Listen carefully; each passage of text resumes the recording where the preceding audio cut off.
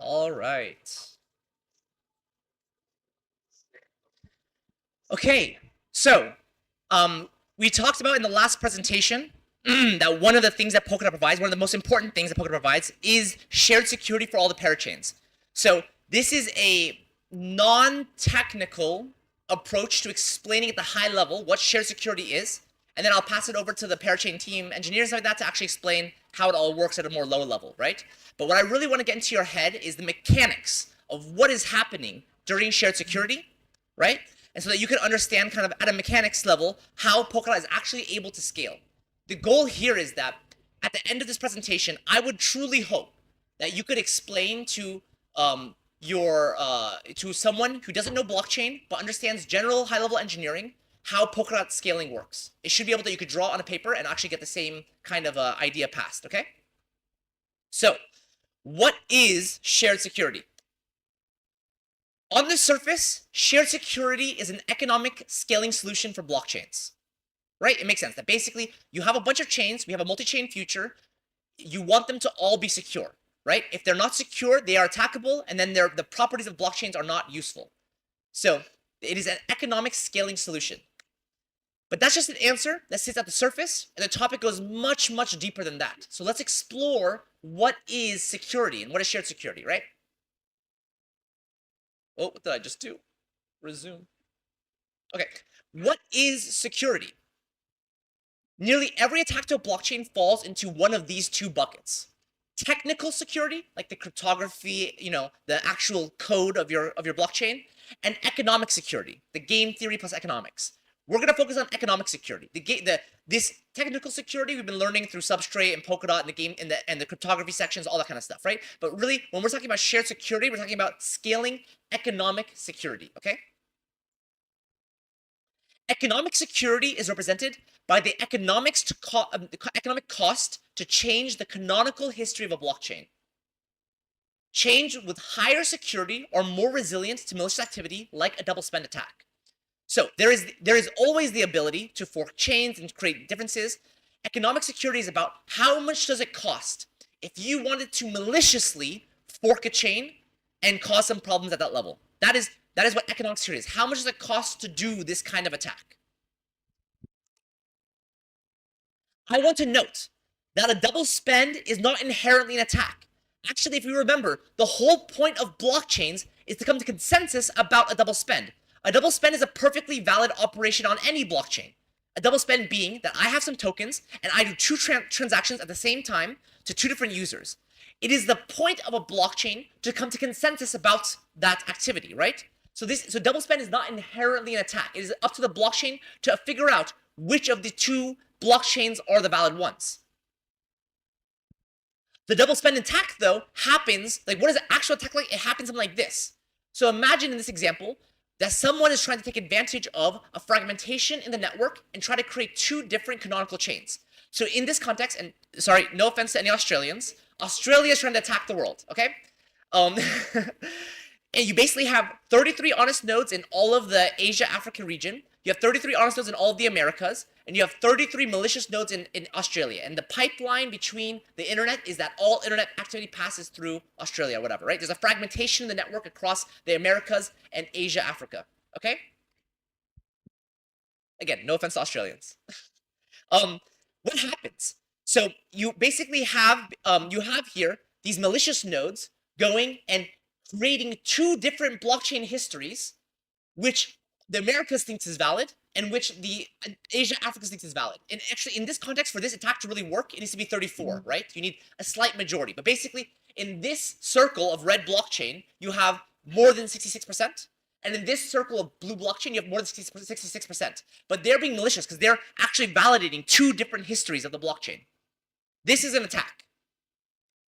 So what happens after the attack? So after some time, activity, the fragmentation goes away, and you actually have the two honest regions talking to each other. And they realize that Australia has been lying to them the whole time. They realize there was actually an attack happening, right? And they're actually able to prove the malicious nodes equivocated. And what does that actually mean? Equivocation here meaning that the malicious nodes signed blocks which contradict each other, right? They signed that Alice sent to here and that Alice sent to here. And if they were good nodes, they would never sign both messages. These would be contradictory states. But because they signed the messages, we are able to show that they equivocated. And again, what do we know about signing? We learned this in cryptography. When you sign a message, you cannot redact the fact that you signed it. The signature is the proof that you actually did some action, right? These are important properties, again, tying all the way back to cryptography. So they cannot deny that they did this action. So what is the economic cost of this attack? The economic cost of this attack, knowing that they equivocated, means that they will get slashed. Our blockchain logic has it such that if we detect two conflicting signatures, or that's reported to the blockchain, we will slash those nodes, right? And the slash should be economically large enough to deter the kinds of malicious activities from occurring. So I want to clarify, I didn't mention here how much they get slashed. That is actually configurable for you as a blockchain developer. But you need to ensure that your slashing mechanism is high enough such that these attacks are not economically viable. Yes, one more time slowly. So, because we have now evidence of this malicious nodes signing two different blockchains, and this is proof, we can submit this proof to the blockchain. We can have logic of the blockchain which ingests this proof and says, oh, you're right. These two are equivocated, right? They're lies. We can actually create logic on the blockchain which will then slash those nodes, which will take their money away. The economic cost in this context of attacking Polkadot is getting slashed. And again, without picking a specific number, we need to, in general, pick a number where that the slashing mechanism is large enough such that this malicious activity is deterred from occurring, right? Does that make sense? Is that okay? So in this context, economics and security are tightly coupled in blockchains, right? The economics of being able to do this attack is directly tied to the security of that network. Okay, so let's talk about the bootstrapping problem. What is the bootstrapping problem? The bootstrapping problem is basically the struggle that new chains face to keep their chain secure when their token economics is not yet sufficient or stable, right? In many ways, the scarcest resource in blockchains is economic security. It's not computers. It's not actually computer scalability or that kind of execution scalability. It is actually economic scalability. There's simply not enough money to go around. New chains usually have small market cap. New chains are usually more speculative. This means inherently these chains struggle to actually provide the economics required to secure themselves from an attack. Again, this is the tie of these two things. That you can have all the same code as Polkadot, right? All the same logic. But if you don't have the economics to actually punish bad actors enough, they will do attacks because somehow it is more economically incentivized for them to make that attack. Imagine that they have some arbitrage on some other network or some exchange that will, when the token dumps, that they'll make a bunch of money, right? If your chain isn't secure enough, then you cannot prevent these kinds of attacks. It's not a technology problem, it's an economics problem. So how do we solve this problem? Shared security. That if we can know this problem in advance and we can prepare for a future for multiple blockchains, and we know that this is an issue we need to solve, we need to create a technology. And that technology in Polkadot, shared security. We've had it since the white paper. There are other chains now just catching up to this idea today. There's many jokes that like the other protocols 2.0 is Polkadot 1.0. And we're building Polkadot 2.0. So what does that mean, right? That's the shill. Okay, anyway, back to the content. Different forms of shared security today. So there are different forms of it. We have native shared security. This is implemented at the protocol level and is represented as a layer 0 blockchain working underneath layer 1 chains. This sounds very familiar, right? Rollups, you have optimistics and zero-knowledge rollups, which use a settlement layer to provide security and finality to the transaction. So really, rollups are a form of shared security, but kind of after the fact. And then restaking. There are some protocols that allow the use of already staked tokens to secure other networks, usually through the creation of derivative tokens. But these different forms are not equal. Okay, they are not the same level of shared security. They're different technologies. So what I want to do is, I am not an expert in restaking. I am not an expert in rollups. I want to present to you Polkadot shared security, allow you to have an understanding of it, and then be able to approach other technologies with this knowledge in mind, and you can make for yourself the decisions and trade-offs. Again, everything is a decision, right? And I have some slides at the end which describe at a high level what I understand about the pros and cons of each of these different protocols, okay? But I want to give you concrete knowledge of exactly how Polkadot shared security works, native shared security. So Polkadot is unique in that it provides all connected parachains with the same security guarantees as the relay chain. This is native to the protocol and one of its core functionalities. Polkadot prioritizes, beyond even making transactions and transfers happen, that parachains are secured. That is the core level functionality of the Polkadot relay chain. So what are the building blocks of shared security? So this is what I want to walk through. First is an execution meta protocol. To make shared security work, we need to provide an execution meta protocol. We need to then have a coordination validation logic, and finally a security hub or settlement layer. And what this actually looks like on Polkadot is WASM, maybe RISC-V in the future, the parachains protocol itself, and then the relay chain. So let's walk through those different aspects. First, WASM. Again, you cannot overemphasize the importance of WASM. In the ecosystem, in the Polkadot ecosystem, each chain has their state transition function, their logic, their being written into WASM, represented by a WASM blob, and that is stored on the blockchain itself. This has many implications. We've covered that throughout the entire lecture, technical side, the design side. But in terms of shared security, the key context here that it is very easy to share a generic, safe to execute WASM blob and to actually execute it itself. This is the main idea. And we have an analogy. There's a game console analogy. I think we've seen this once before in Substrate, right? Let me re-emphasize it here. You can really think of Substrate clients, and in this context, Polkadot clients, as just like a game console. It is a generic execution environment for a well-formed game. And you can imagine that your Substrate client doesn't have an identity. But when you plug in the Akala cartridge, when you plug in the Moonbeam cartridge, when you plug in the Polkadot cartridge, it becomes a fully running environment that you can actually interact and play with, right? So this is what we're talking about. WASM very much is a tool to define cartridges, games for our game console. And so Polkadot is the next level of that. Polkadot is not only that, but that for all different blockchains at once. That Polkadot is a Substrate client, but has in it the WASM of all the different parachains, so that you can actually execute all the different blockchains sometimes at once in the Polkadot environment. This is what we're designing here. This is really the high level idea of a Polkadot validator node. Okay? And again, this comes from the fact that we have WASM, a shared standard for executing logic. So in short, as you have all learned, the Polkadot client is basically a WASM executor. All of the chains in our ecosystem use WASM for their state transition function. The WASM meta protocol allows Polkadot to execute any chain on the fly. You give me the WASM, I can execute your chain. And note that we actually execute the blocks of the other chains. We actually execute. We're not doing some kind of optimistic rollup. We're not doing some kind of trust system, some kind of third party, whatever, some kind of, what is it called? What is it called when you want to say something is bad? There's a period where you can, a challenge period. We're not doing this challenge period stuff. We are actually executing the chains. It's less trust, more truth. The philosophies. Oh, that's wait. Yeah, actually, let's go. This is a great time for a question. Can we get a cube right here?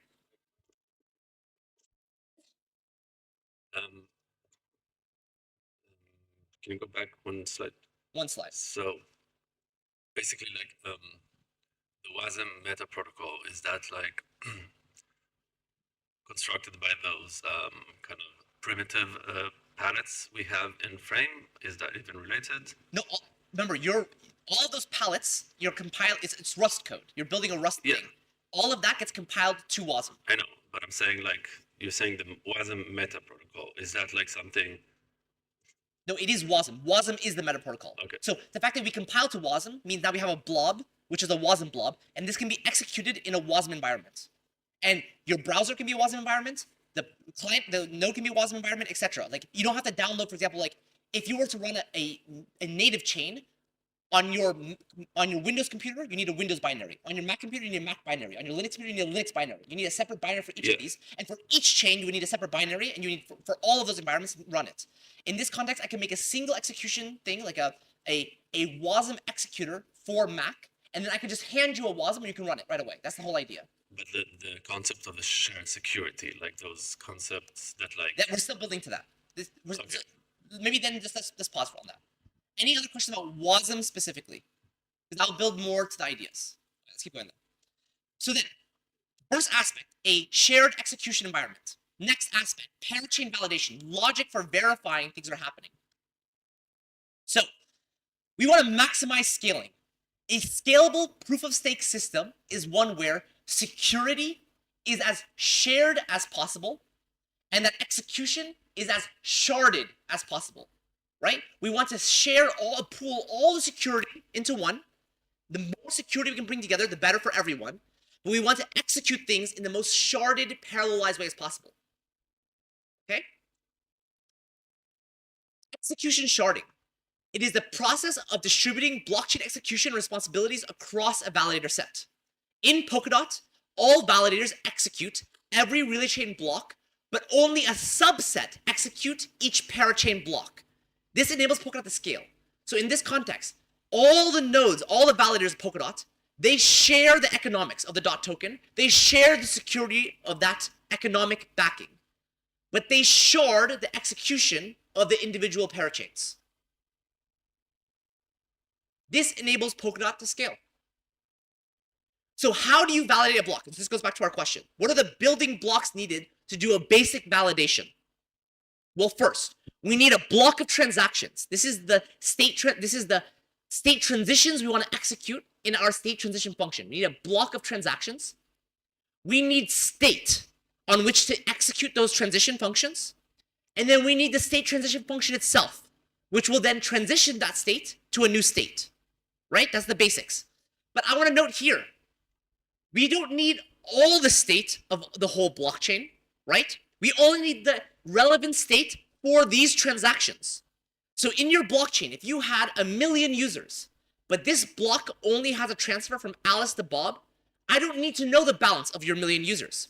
I need to know the balance of Alice, the balance of Bob, in a Merkle proof, taking advantage of the properties of Merkle trees, and I'm able to execute the logic on just those two pieces of data and create a new Merkle proof because all the other nodes are unchanged that are exactly equal to the data you would have if you had all the data, right? Does that make sense? One more time. I'll say it one more time. You have a set of transactions. These transactions do not necessarily act on all the data on your blockchain. It only acts on a subset of data. And in order to safely, securely, and verifiably execute that transaction into your state transition function, you do not need all the data. You only need the data which is relevant for this transactions, right? And using the property of Merkle trees, we are able to construct a full new Merkle tree subset where all the pieces match as if you had all the data. It is basically a light client proof. Okay, we have a question in the back. Can we bring the mic? So I remember the class of where you was explaining the parity DB. And in this case, the node who are executing this, they have the data of all the parachains, but in that context, when they will execute, they only like assemble the path to get through the specific data. So no. So if all the validators had all the data of all the parachains, that would not scale. That would not be data sharding. Instead, what happens is the parachains themselves, they are responsible for holding their data, right? That's their own set of nodes, and they provide proofs, these POV blocks, to the relay chain in memory, and then the relay chain can then verify all the data. So you have your whole database, everything. I don't want it. Me holding your data would not let me scale. But you can provide to me, like in memory, the high-level version of the data I need to execute your block, and then I can validate it. So each parachain has their own overlays. Each parachain has their own set of nodes, which we call collators, which hold their data. So like if you want a block explorer on your parachain, Polkadot doesn't provide that. You have to provide that with your node network. Okay. But what we can do is we can scale the validation process of that your chain doesn't have to be secure, because we will secure your chain by validating every state transition function. You have one more question in the front. Can we get a mic? Luca. That means that on the relay chain you just store the Merkle root, right? Okay. But what happens if the collators or the parachain just go offline and that you don't have any data availability? Great question. Let's keep going. Let's keep going. Okay. So we agree. This is the minimum requirement to validate a block. We all agree. So let's actually look at that process. So knowing this, what we can actually have is we have the relay chain, and we actually have parachains running on their own outside of the relay chain, and they can submit new blocks of transactions with their proof of validity to the network. And what Polkadot stores is two things. We store the WASM runtime for all the parachains. So actually, you go to Polkadot, you'll actually see the WASM blob for every parachain. And we store the Merkle root, right? Just what you said, that Merkle root, which allows us to verify that this proof actually matches the latest state, right? Just a single hash, very lightweight. We ingest that data, and now the relay chain has the WASM runtime, the block of transactions, and the POV, which match the Merkle root. And now we have a bunch of validators. And the goal is, how do we get these validators to do their job? What we do is we randomly assign validators in our validator pool to the different parachains, and only that subset will actually validate those parachains, right? And then they execute the block, and the new state root is committed to the relay chain, right? So we actually execute the state transition function, we get a new state root, and now this is the thing we store for the next time this process happens again. So here you can see how we're sharding execution and sharding data. So how do we stop things from going wrong, right? This is the question, basically. And there's big blocks. You will learn about all of these processes much more in detail tomorrow. But the idea is we have data availability. We use erasure encoding across the validators assigned to the parachains to make sure data needed to validate a block is always available in the validation time. So we have our own data availability network built into Polkadot. We have approval checking, that every validator node is running an approval checking process for a random subset of parachain blocks in every relay chain block. If the initially assigned approvers for a parablock is a no-show, they don't show up, then we assume an attack and the worst case escalate to have the entire validator set check the block. So basically, we have a mechanism that we give it to a subset, we hope they do the process. But if something is going wrong, we then escalate the process so that all the validators will actually try this block and actually figure out what's going on, you know? Finally, we have dispute handling. In the case where someone is trying to cheat the system, where someone is trying to be a malicious node, you can have someone dispute the validity of a parablock, and all the validators then go and say, hey, I will actually verify for myself, is this thing valid or not? And then come to a conclusion, right? So we have the sharding. In some ways, you can think that, okay, well, these guys are doing their job well, but anyone can go and say they're doing something wrong, and everyone has the ability to go stop what they're doing, but basically go and then validate for themselves, is this real? Less trust, more truth. We actually have a whole mechanism built in to be able to validate that all of these things for themselves are happening, right? And in the best case scenario, we have very nice scalability properties.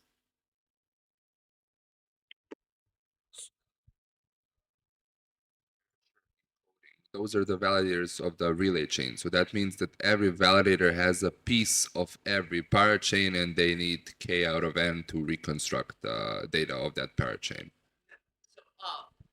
So the data being stored in data availability is not all the parachain stuff. It's just the POV. So the parachain is submitting to the network that subset of data it needs, and then that stuff is being erasure encoded. So it's not like we can reconstruct all parachains from the relay chains. That is not scalable. That's not great. We only need to construct the data needed for this execution. So we are only erasure coding this block of transactions and the POV stuff. We're distributing that. And Am I wrong? You want to speak? but it's only for 24 hours, so it's a very temporary storage of this data needed Right. for validation. It's only for 24 hours because it should finalize in like 6 seconds, like on average, right? 12 seconds. Store their own data. This is scalable. This is the scalability. It's secure because, okay, so this is great. If Polkadot had all the data of all the parachains, it is literally not scalable. It is literally the opposite of data sharding. So how is it secure? We use the property of Merkle trees and the fact that you cannot generate a Merkle hash with data which doesn't, it doesn't match, right? Like, okay. So the parachain is only shooting itself in the foot, right? If the parachain doesn't want to provide the data, then it is only hurting itself. It's not hurting anyone else in the network. I mean, it's like, again, who is the attacker? The parachain itself is the attacker. And again, parachains themselves can be different levels of centralized. Like you can have a private blockchain running on Polkadot, but in general, if you're building a public protocol, anyone could be a collator for that network, right? So again, if I don't provide the data to Polkadot, I'm not going to make your block. I mean, that's your choice. That's your problem. It doesn't hurt any other thing. Yeah, question. So what does the block in Polkadot or the relay chain have exactly then? Like in each block, what is the transaction in this case? Because there are multiple. There are parachain pallets, and in the block we are accepting. I mean, I'm going to say words here that are maybe not. We didn't go over that much, but we are accepting inherent data. Inherent data is basically like this data that's coming from the block author, and he is pooling this information that's happening like all in the network, and he is putting these parachain blocks into the relay chain block through inherence, and then that stuff is getting minted, right? Like, So the short story is we have something called a candidate receipt, where candidate is this para block, and candidate receipt has a Merkle root of the new state. It doesn't have transactions. It only commits to the transaction, but it doesn't store them. So a hash again, and it also has hashes of all the XCM messages that might be a bit you might be unclear what it is. It will be clear later on. So we don't have any actual information you can immediately understand, but if someone would provide you the data, provide you the messages, you can confirm that they were actually included in that relay chain block. It will be, again, tomorrow, very in detail, everything will be listed and explained. Let's say more high level, okay? More high level. Questions will be answered. But at a high level, hopefully this makes sense, right? At a high level, okay? So on high level, we each block in the relay chain will have the Merkle roots, all the Merkle roots for all the parachains at this block. Is this correct? Exactly. We can actually go into storage. You can go into the Polkadot.js API. You can go to the parachains palette. You can go into the blockchain thing, and you'll see the Merkle root for that chain. Thank you. But then is there also like a state root for the relay chain? Yes, that's a whole, like, the Polkadot is also a blockchain itself. So it's holding data, like the necessary data needed for each of the parachain blockchains, but Polkadot is its own blockchain. So it has its own system palette and its own. But it's derived, like the root of the parachain is derived from the roots of the the root of the relay chain is derived from the roots of the parachains plus the Exactly, because the root of the parachains is in the block, is in the relay chain storage, so it's part of that root, right? It's like roots of roots, right? Yes. The answer is yes. The answer is yes. Okay, let's keep going. So we talked about two pieces. We talked about WASM, the generalized execution format. We talked about a protocol that makes sense to actually validate blocks, and then, if things go wrong. The last piece is the relay chain, right? The relay chain. The relay chain is really the security hub for Polkadot, right? And this security hub thing is a whole new narrative, right? But really it is the security hub for Polkadot. It is an anchor point for the whole network. It provides a base economic utility token with DOT, right? It provides a group of high quality validators for this process. It stores essential data needed for each parachain and the process. It establishes finality for the parachain blocks. So the relay chain has these purposes. It is giving the DOT token, which is security. It is giving the validators through this economic staking system. It is giving it is a blockchain itself, so it can store data in a verifiable, immutable way, and establishes finality. It has its own finality consensus so that it can provide finality to all the other parachains. It is a security hub. And so the idea of parachain block finalization.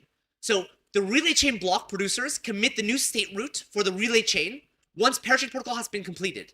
Thus, when a relay chain block is finalized, this is what these white ones are, they're the finalized ones, all included parachain blocks, the colors, will also be finalized, right? Finalization does not come from the parachain. Parachains themselves have no control over their finalization. Finalization for a parachain is that your block has been included in a finalized block of the relay chain. The parachain state committed on Polkadot is the canonical chain. Your canonical parachain, when you do this process, you're giving it up to Polkadot to decide what canonicality is. Yeah, okay, that word. I can type it for you if you want. But what is canonical, right? So that is the main idea, okay? Canonicality. Okay. Trust-free interaction. Then again, as I mentioned already, that this finalization of all the parachain blocks along with the relay chain also allows for a security and finalization of the interactions, right? So as he mentioned, there's these XCM messages that are also being passed in as a part of this process that we are actually able to finalize the interaction between two parachains. Unlike a bridge where you have two separate chains with their own consensus, with their own finality, and some kind of soft bridge connecting them, if one of these chains rolls back finality or rolls back consensus, then you leave the other chain stranded. You leave them kind of fucked, right? That we actually don't allow these bridges to be a third-party actor. They are a first-party actor in our system. That parachains and the way that they interact are finalized along with the relay chain block. All of it happens. This is security for interactions as well. Was there a comment? Can you get the mic? Sorry. Get this behind you. There's one here too. Okay, well. So there are two finalizations, one in the parachain. No. There's one finalization. The only finalization is the relay chain. So Grandpa is running in the parachain as well. So among their own validated nodes. no, they do not have they have some soft consensus. They have the like block production, the Babe aspect. So again, this goes back to the split. We split Babe. So the parachains are running Babe. They're running some process to be able to execute and figure out where to build blocks on. Yeah. But they have no finalization. The finalization, all of Grandpa is only on the relay chain. And it trickles down to parachains. So once the relay chain is finalized, then it trickles down to the specific parachain blocks that are inside of that relay chain block, and they are finalized as well. Nice. Okay, cool. Again, you'll learn more about the details from him, who knows much more than I do. I'm just good at the big picture. Okay, so anyway, so let's go back. The building blocks of shared security. So I showed you now these pieces, right? You have an execution meta protocol, you have a coordination validation process, you have a security hub, right? I want to say this. Other chains are trying to design shared security. They're saying shared security is part of our roadmap. This is like we're gonna do that after the fact. Hopefully you've learned now in combination with my decisions of Polkadot why it doesn't work, why it doesn't make sense. That they're trying to add something after the fact, but they don't have these key building blocks. Now maybe I don't know all of the different tricks in magic, but I think that if you are missing one of these building blocks, for example, if you're building an ecosystem without an execution meta protocol, or without coordination system, or without security hub, then you cannot provide shared security. That's my current understanding of the situation, right? So you need these mechanisms to provide it. Other people are going to market it, and it's going to be some lesser product. It's going to be something different. It's just marketing. So let's compare options. Let's look. So I was hopefully able to explain to you at a high level the parachains protocol, the Polkadot protocol. Okay. Let's look at the other ones. So as best as I understand, and actually I'm very open, if someone in this room knows more than I, let's have that conversation right now. That's great. But as far as I know, restaking solutions, the pros, they seem to be protocol agnostic and can be backported to new and existing chains. So that's really good. Like basically, if you didn't think about it before, you can create a restaking solution and just do it anywhere, right? You can use ETH token, restake it, and all that kind of stuff. So restaking. So the high level restaking is the idea that there is already a token out there which is valuable, like say ETH or Bitcoin. There is a way for you to bridge that token into my chain, which has low security, and then for you to basically do proof of stake on that expensive token, right? So you might not be saying, I don't, like, let's say there's a new chain, Shawn chain, and my token, my market cap is like 1 million, super small, right?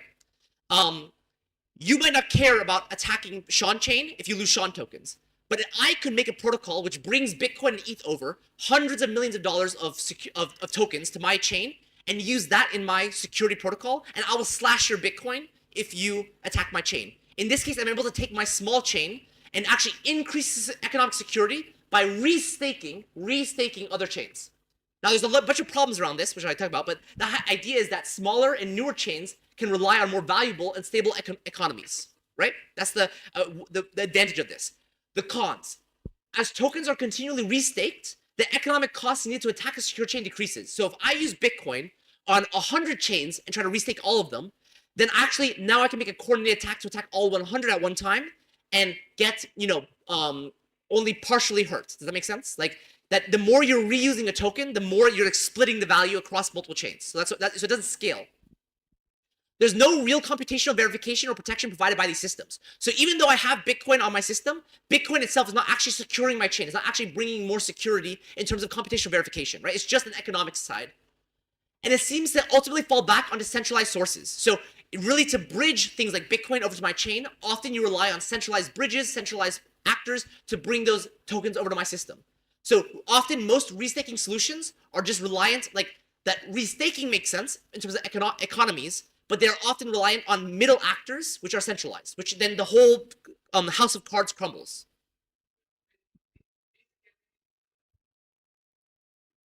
Yeah, Mike. So the question is, this can be decentralized.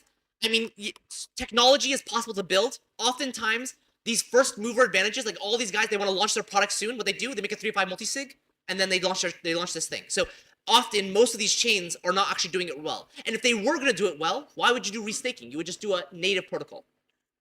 Can you explain point one again? Like, how is it? Like, is it just like a supply kind of thing? So this first point. Yeah. So this first point is this: if I have $1 million of Bitcoin, and I restake it on one chain, if I attack that one chain, my $1 million is at stake. If I have $1 million of Bitcoin and I restake it on 5 chains, I now have 5 people I can attack, and I still only have $1 million Bitcoin at stake, right? So as you scale more and more, you could invent attack scenarios where you still have less proportionally at stake, and able to do more like more bad to the systems. Like I can attack 10 chains at once, and that kind of decreases my cost per network. So basically, you're saying that like with restaking, you can take a million token X, and stake that same million across many different chains, exactly. Okay. So and now the cost to attack all of them is like 1/10, like at a so if you would like stake them across 1 million chains, yeah, then basically you have a what's the math here? Like one Bitcoin at stake, whatever. But the idea is this: I'm thinking from perspective like a government. Imagine a government obtains a bunch of a token, and their job is one day to shut down all blockchains. Like their job is to like, I want to make sure this thing happens. They don't do it one by one. You know, you're just like squashing the Hydra. More heads will pop up. What they'll do is they will accumulate a bunch of stake, restake in all of them, and then attack all of them at once. You made the attack for governments resiliency now more easy. Again, it's a quite a specialized attack, but that's the idea. In short, the main thing it does, it increases your risk exposure. It makes that the tokens you use they're like kind of on leverage, essentially. They're like, if you stake them in so many places at the same time, the risk exposure is significantly higher, because if any of them gets compromised or attacked, potentially a whole stake is getting slashed and putting all of those systems at risk. Right. So you're thinking about the consumer perspective. I'm thinking about the attack perspective. Those are both valid points. I think he's talking about liquid restaking, which is essentially leverage on top of leverage. I think, for example, these are essentially IOUs. So let's say that you stake DOT and then you get a receipt, right? That you just stake the DOT.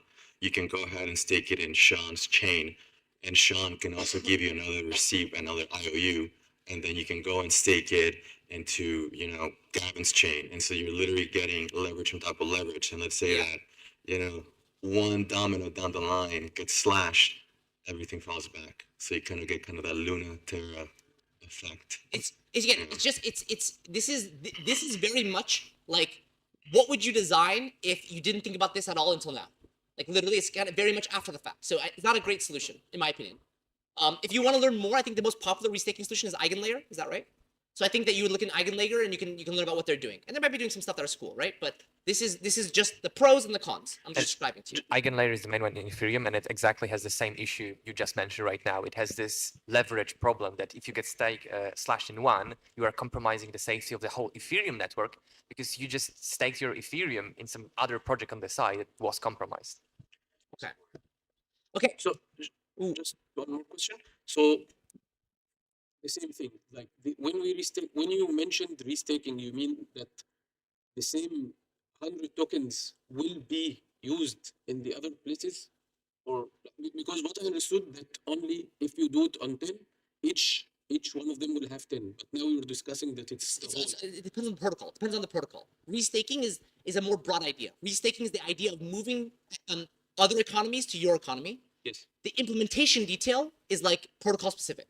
Does that make sense? So you're asking me about something more specific than the idea. No, I'm not. Okay, I understand. Okay, my question maybe was not the best, but if I have 100 and it's on 100 chains, it's still the 100, right? Even if I attacked the 100 chains. Okay, 1 or 2 sentences. You can think of it as IOUs, okay? So let's say that I go ahead, okay, and stake, I'm gonna call it ETH, because that's the shitty one. Okay, so I stake ETH in Boda's chain. Okay, Boda is gonna give me an IOU, right? B ETH, let's call it that. Now anybody can go ahead and claim, actual ETH by going in there, right? But let's say that, we go to Juan's chain. Okay, now Juan says, or service maybe, you know what? I also accept B ETH, Boda ETH. Okay, so then someone else grabs it, stakes B ETH, and he issues, J ETH. Okay, so you're literally getting IOUs on top of IOUs and so forth. Now, if some service or chain down the line, happens to break or something happens to it, you see an entire domino effect, right? So it's like literally leverage. Let's keep going, okay? Optimistic rollups, okay?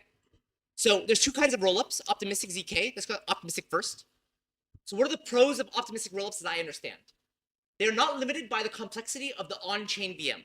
All of this stuff is happening optimistically, happening off-chain and being reported optimistically. They can be parallelized, right? You can have basically many optimistic rollups running at the same time, propagating stuff. They can stuff a lot of data in their STF. Again, because the data is being, is all of the computation of that blockchain is happening off the main network. You basically can stuff a bunch of data, run a bunch of stuff, do it in parallel, and you can use compiled code native to modern processors. These are all the aspects of optimistic rollups that are great. The concerns. There's concerns about centralization and censorship of sequencers. So sequencers are these things that are actually doing the roll or are constructing the rollup, running the blockchain. And there's concern around at that level, even though you're getting nice security from a chain like Ethereum, at that level there could be centralization risks, right? There could be there are, and this is probably the number one con of an optimistic rollup, long time to finality due to challenge periods. Because an optimistic rollup is all doing things optimistically. So basically, you have a sequencer, it makes a block, it reports it to the chain itself does not re-execute the block. It does not actually validate that block is valid. What it does is it waits for someone else, anyone else in the world, to challenge that block. That makes sense? This is why it's called optimistic. So again, in Polkadot, we validate every block is actually being executed correctly. Here, I report something, and it could be right, it could be wrong, but I put my money at stake for if that no one else will say that it's wrong. But because we need to wait for someone to say it's wrong, we can't just say, okay, we're gonna wait for 1 minute. You have to wait for, I think it's like 28 days or like 14 days, something like that. A long period of time. We cannot even finalize one block until that challenge period is over, right? So it's a very long time to finality. And of course, as you decrease the challenge period, you increase the ability to attack your network, right? You only need to fragment the network long enough for the challenge period to get by, right? Settlement layers could be attacked, interfering with the optimistic rollup protocols, right? So like, we've seen this before where Ethereum itself, during an NFT drop, is being very congested. And what happens to a layer 2 that's using Ethereum? It's stalled because it can't get its block into Ethereum. Not unless it pays a lot of money. And it suffers from the same problems of allocating block space as on-chain transactions. On-chain costs to perform the interactive protocol, so you have to basically scale that layer to handle all the transactions of submitting a proof, challenging the proof, doing all that process is just transactions on Ethereum. So if Ethereum costs are $100 per transaction, that entire process becomes $100 per block, right? And congestion of the network. So basically, you are limited to the scaling of that settlement layer. Zero knowledge rollups. Okay, honestly, they're pretty great. I think they're very exciting. Oh, you want to go back? Yeah. Go back. Can you expand on this first pro, like not limited by the complexity of the on-chain VM? Because like when you invoke a challenge, the on-chain VM essentially executes the state transition. My understanding is that's like maybe that's one implementation of optimistic rollup. But my understanding is optimistic rollup does not necessarily need that. What instead needs to happen is you could have optimistic rollup where let's say it's Ethereum is the main chain, and you have some like Shawn VM that someone submits the proof there, and then anyone can challenge it. That Ethereum chain at that point can have a protocol where basically validators inside of my Shawn chain need to vote on if it's good or not, right?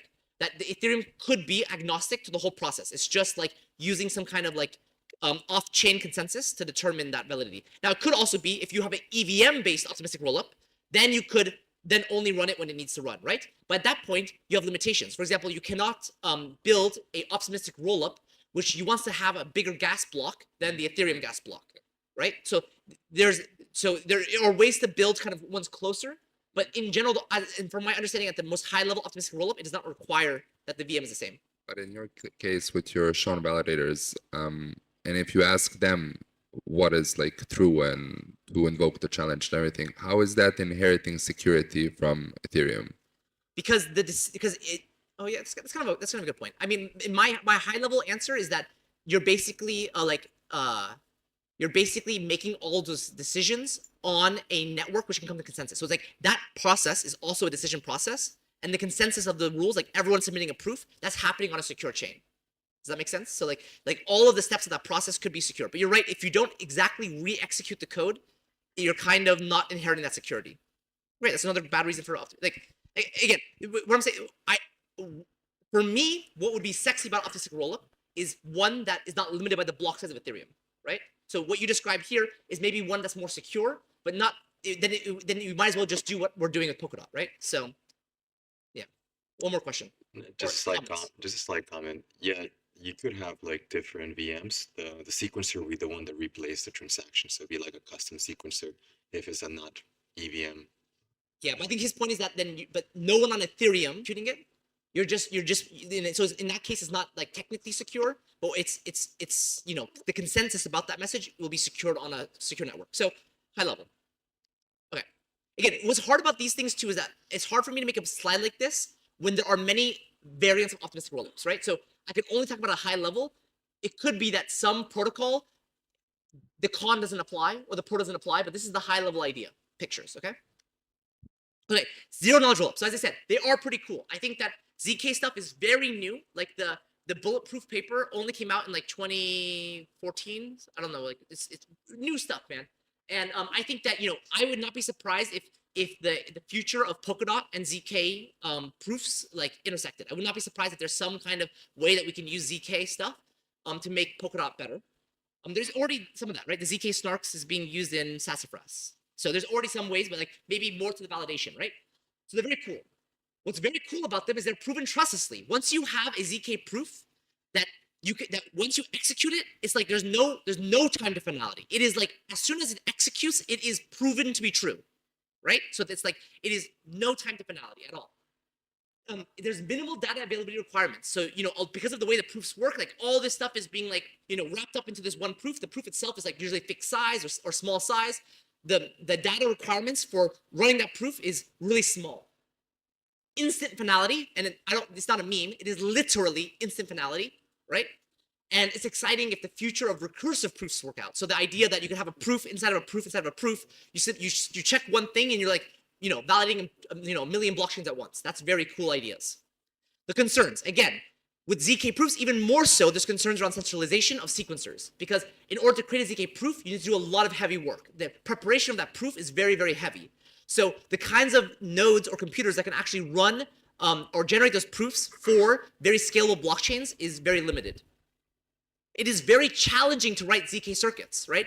So they are Turing complete, but usually very computationally complex. And it's very hard to bound the complexity of the circuits when building apps. So there's all these layers in research right now happening to try to convert like Solidity contracts into ZK circuits, like, in a instant way. But like the complexity and efficiency of those circuits is often very, very, very hard. Like if you want to build a really good circuit, you need to build it at the circuit level. You can't build that at like a high level programming language level, right? So often these programs that are like developer centric are not friendly or scalable. Maybe they're scalable. They're not today at the point which you want them for production use, potentially. I think that's the best way to say it. They suffer from the same problems again as allocating block space. So again, this goes back to the same slide as before, where if you're relying on Ethereum to be your ZK prover or like the ZK validator for the proofs, then you're still again relying on transaction fees of Ethereum, the block availability of Ethereum, the congestion of Ethereum to actually support anything. And again, the main thing is that Ethereum does not treat L2s as a native part of their protocol. And L2 is just another smart contract. CryptoKitties or your crypto zombies or whatever is using the same resources, the same level of priority as your ZK rollup. And in fact, probably using more priority because these guys, these degens are pumping up the fees to make sure that they get that trade in. Where your ZK network can't necessarily afford to pay thousands of dollars for every block it wants to validate, right? It's just not going to scale. So the fact that Ethereum does not have this kind of roll-up stuff as a native protocol, I think is very bearish. I think if Ethereum stepped up and said, hey, we are making L2s a part of the native protocol, I would be much more bullish. So finally, let's go to Polkadot native share security. And there are cons. There are cons to this process. And I've explained it hopefully as best as I can. The pros: you have protocol level handling of sharding, shared security, and interoperability, and data availability as well, right? It is easy to develop the state transition function. Anything that compiles to WASM, and compilation to WASM is actually very efficient nowadays. Like in Polkadot, when I first joined Polkadot, it was about a 10x performance. No, so it was a 100x performance decrease between native and WASMI, and about a 10x decrease between native and the compiled WASM. I think now it's about 2x. 1 point something, even better. Like WASM has gone a very long way. It's easy to, you're writing Rust code, or you're writing C, or you're writing whatever language you want to compile to WASM, and you're actually getting very efficient WASM code out of it. It is probably the best time to finality, usually under a minute. So again, unlike an optimistic rollup, which needs a long time, we are actually on average, I think, finalizing a parachain block every 12 seconds. But even in the worst kind of congestion scenarios, we've seen mostly just under a minute. That's very nice time to finality still. Even better than Bitcoin is 10 minutes or so. We are actually getting all this parachain protocol to work within a minute.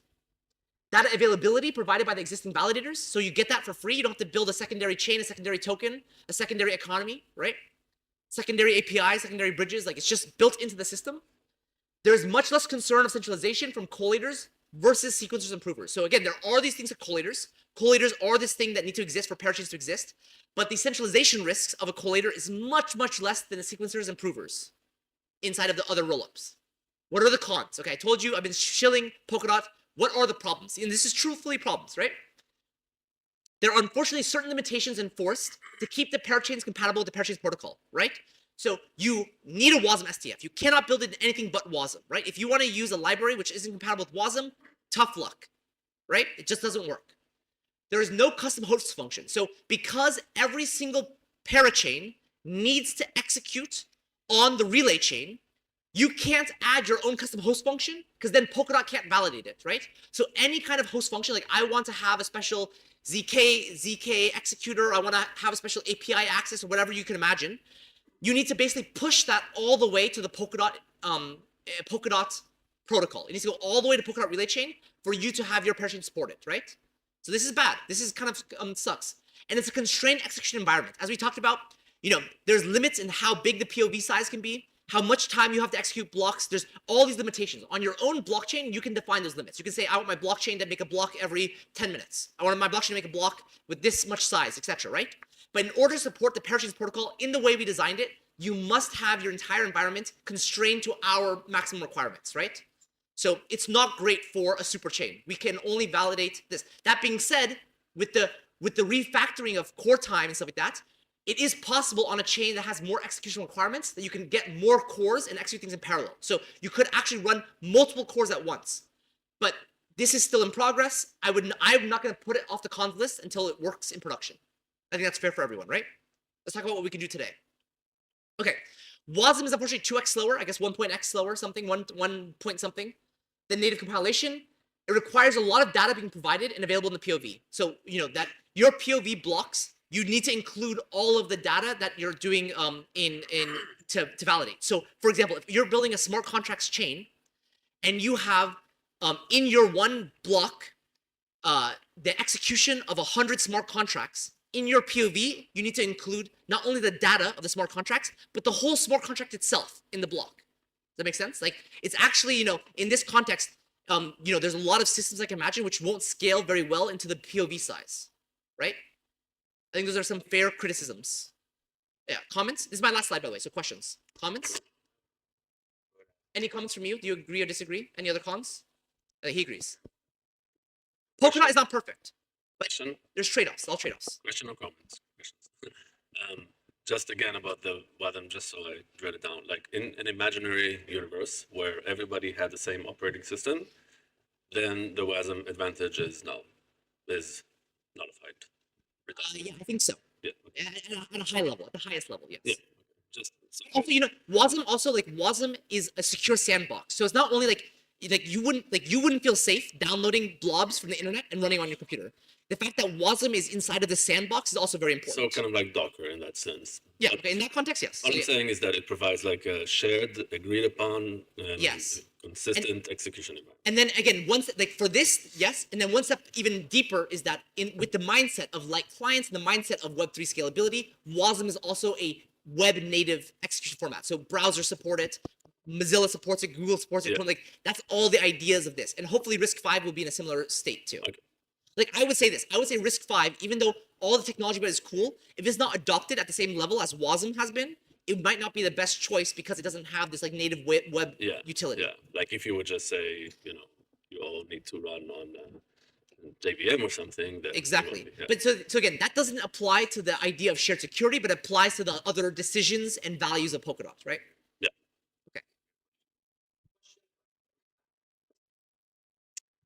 What is a theoretical limit on the number of parachains that the relay chain can support? I can. You want to say a number? Then I have some ideas on things too. I was going to talk about the multi-scale. All right. So, I think that our goal is for a single relay chain to support up to 100, right? But 100 cores, not parachains, cores, right? And then on those 100 cores, you can have, thousands of different parachains running in these, fragments or small things or turning off, turning on, whatever. Now the question is, what if we need more cores? There is this idea that I heard about before, which was this like Polkadot squared or Polkadot cubed. I don't even know what they called it nowadays.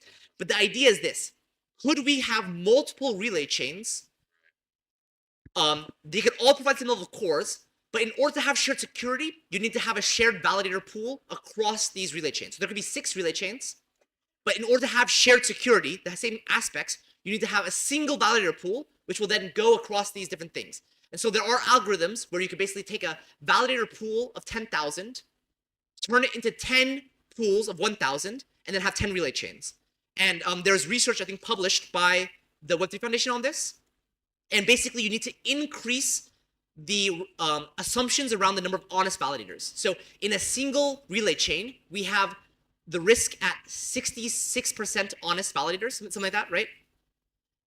In a nested chain where you have 10,000 here, you split into 10 groups, you need a requirement of 80% honest validators. So it increases some of the assumptions, but this is one way you could scale it. But for now, I think 100 cores. What we've seen in Polkadot is that we've made too many cores. Like if you look at the cost of the parachain auction on Kusama, you can buy a whole block space for a year for like under $100. So the limiting factor here is actually not number of cores. We have too much resource available. So we're not worried about it right now. It's something like, I think I might have heard this. You said nested relay chains, right? Is that? Yes. Okay, I remember Rob mentioning that, I think. Yeah, but the idea of nested relay chain has slightly evolved into this like into bridge relay chains. Bridge relay chain. But again, this is again a problem that's actually not top of mind right now. It is not actually a scalability issue today about how much block space we're providing. We're providing a ton of block space. We don't have enough good users for it, which I Sure, hope that thanks. you all will start using it. Yeah, to follow up on that. So generally speaking, right now we have 300 validators in Polkadot. We can get up to 1,000, but we never ever want to go above 1,000 because then our networking just starts collapsing. So 1K is pretty much the limit for validators. And the core of the question, you were asking about parachains, but you should be asking about cores. I think Shawn alluded to that because the cores is the actual thing that like creates block space for us and creates core time, which actually computes all the transactions. If it's like a few parachains, a para-thread, or like on demand, it doesn't really matter. The core is the unit you're asking about. And when it comes to cores, we generally right now have 5 validators per core. We can drop it down to 3, and we might drop it soon, but we want to maintain something between 3 and 5. So if we go up to 1,000 validators, 3 validators per core, this gives you a rough estimate of how many cores we can have on a single relay chain. And then we have this whole idea of potentially having more relay chains, but we are so far away from even needing that it's just a very far away theoretical discussion later down the line. It might be a bit more realistic once we have elastic scaling, so having multiple parachains, having the same parachain on multiple cores, then we might have like a big parachain consuming a few cores. So then having more cores might be beneficial, but for now, it's not necessary at all. If you buy him lunch, he'll talk to you. Yeah, let's do it. Let's go lunch. Thanks.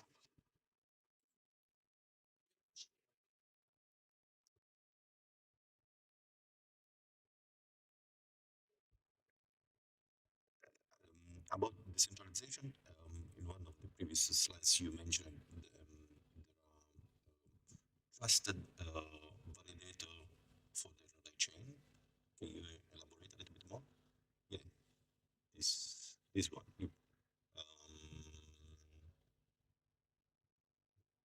I don't think I ever said there's trusted validators. Yes, a few trusted validator. Maybe maybe this slide. There's some. Well, it's not highlighted. We want to minimize trust. So what do? So in this process, we have a bunch of validators, but we don't want all of them to execute everything. If all of them were executing everything, we wouldn't scale. It wouldn't be sharding, right? So we want some of them to execute some of them, right? Like some of the parachains. But we want a process so that if needed, if something is happening within the smaller group, that we can escalate to the whole ecosystem. So I guess maybe what you heard from me or something I'm saying that I said was that basically you choose which validators are executing which parachain block, right? And then if they can't come to consensus, then things escalate through the disputes process or through the approval checking to actually escalate to more and more validators until basically everyone in the whole chain is running the block.